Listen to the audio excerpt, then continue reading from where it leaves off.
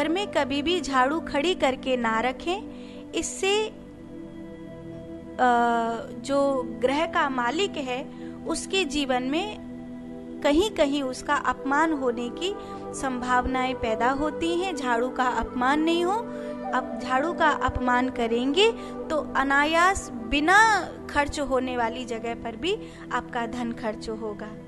दूसरा, रात्रि में झूठे बर्तन ना छोड़ें, और रात्रि में अगर झूठे बर्तन छोड़ते हैं तो कहीं ना कहीं आपके घर की अन्नपूर्णा आपसे निराश होती हैं और आपको ग्रह कलेश का सामना करना पड़ता है। घर की रसोई में पानी भर के रखें। रसोई में रखे हुए पानी को सुबह घर के देहरी के बाहर फैला दें। इससे आपके पितरों को हर रोज पिंडा पानी देने का पुण्य आपको प्राप्त होता है और आपके पितरों को या आपके घर में जो भी गई हुई ऊर्जाएं विचरण कर रही हैं उनको पानी प्राप्त होता है और वो संतुष्ट होती हैं। तीसरा, नाखून न अति से ज्यादा बढ़ानी चाहिए और न नाखून अति से ज्यादा चबा चबा कर घटानी चाहिए, क्योंकि जो मनुष्य की उंगलियों के पोरुए होते हैं उन उंगलियों के पोरुओं के बीच में जो नसें पूरी होती हैं वो कान के ऊपरी भाग से ज्वाइंट होती हैं। जब हम कोई भी मुद्रा लगाते हैं तो इन पोरुओं को ही अपने अंगुष्ठ से स्पर्श करते हैं। इस प्रकार जब हम कोई भी मुद्रा लगाते हैं तो उन मुद्राओं का जो सेंसेशन है वो कान के ऊपर जाने वाली जो मस्तिष्क की नसें हैं उनमें होता है। तो जब आप अधिक से ज्यादा नाखून बढ़ा लेते हैं या नाखून खाते रहते हैं, उनको अति से ज्यादा घटा लेते हैं, तो आपके जो कान के ऊपर जो मस्तिष्क की नसें जाती हैं उनमें किसी प्रकार का व्यवधान पैदा होता है। इससे दो तीन मुसीबतें होती हैं। एक, या तो आपकी याददाश्त कमजोर होने लगती है, या फिर आप चिड़चिड़ाने लगते हो, या फिर आप कई बार ओवर थिंकिंग बहुत ज़्यादा सोचने लगते हो। ऐसी कुछ चीज़ें आपको फेस करनी पड़ जाती हैं इस कारण से। चौथी बात यह है कि पूर्व मुखी द्वार हो तो हल्दी की गांठ उस पर लटकानी चाहिए, बहुत शुभ होती है। पूर्व मुखी दरवाजे के ऊपर अगर हल्दी की गांठ कलावे में बांधकर आप ऊपर लटका देते हो तो ये घर में सुख शांति और समृद्धि की वृद्धि करती है, पॉजिटिव एनर्जी की वृद्धि करती है। पांचवी बात यह है कि साबुत नमक एक कांच की कटोरी में भरकर अपने घर के बाथरूम में रख देना चाहिए।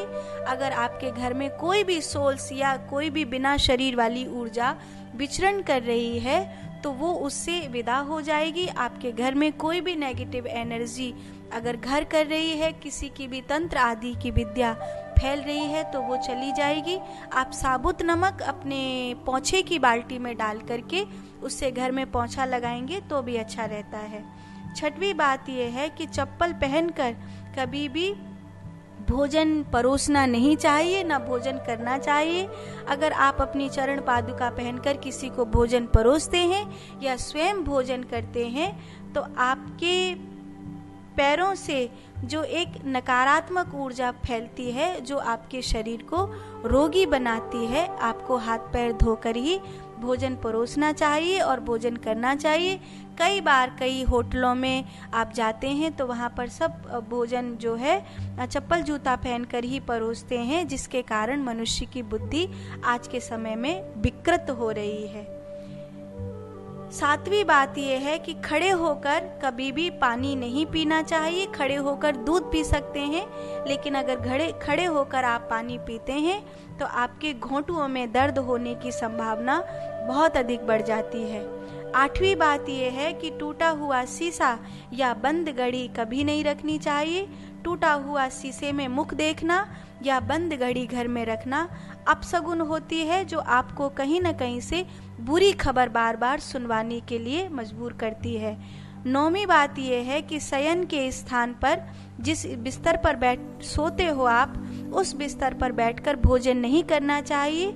अगर जिस बिस्तर पर आप सोते हो उसी बिस्तर पर बैठकर भोजन करोगे तो इससे यमराज की दृष्टि आप पर पड़ती है और अकाल मृत्यु की संभावना या अनायास रोगी होने की संभावना पैदा होती है। 10वीं बात यह है कि साल में कम से कम एक बार सतनजा का दान अवश्य करना चाहिए। एक साल में कम से कम एक बार अपने शरीर के वजन के बराबर 7 तरह का अनाज दान अवश्य करना चाहिए। गरीबों में, उन लोगों में जिनके पास अभाव है, साल में कम से कम एक बार अपने बराबर का अनाज, अन्न आपको दान करना चाहिए। इससे आपके शरीर पर आप कोई भी ग्रह नक्षत्रों की ऐसी कोई कुदृष्टि होती है तो वो दूर होती है।